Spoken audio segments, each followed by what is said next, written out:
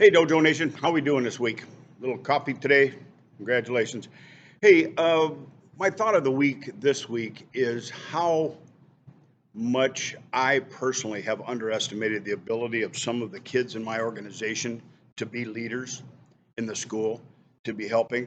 I've been working on a project for about a year and a half now, developing these kids and letting them develop.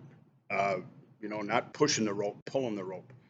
And man, I can't believe the maturity level, the skill level that these kids have developed. They're basically running a lot of my classes right now. It's very, very impressive, and we got a lot of them.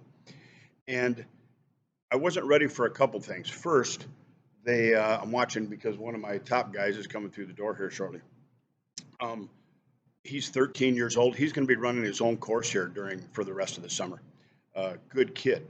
But I really wasn't ready for number one, how much their martial arts was going to improve physically because they're concentrating more mentally as they're trying to teach.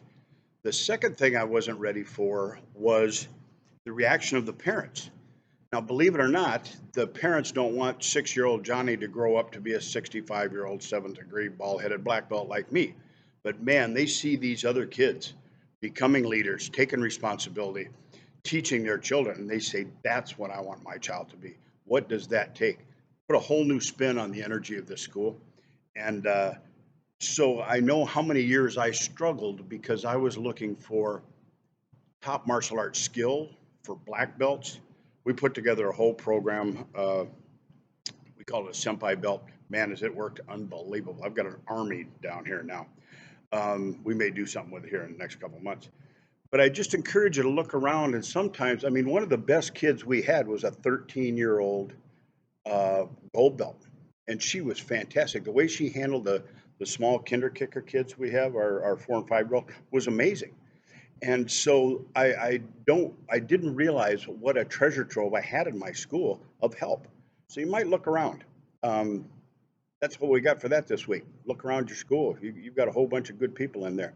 Second, Cause Talks is going crazy. I think half of Germany's going to come to Mexico this year. Um, my good friend Stefan reserved, I think, 15 tickets. I got another 10 or 12 already sold. We only got 50 spots, so we're almost halfway sold out.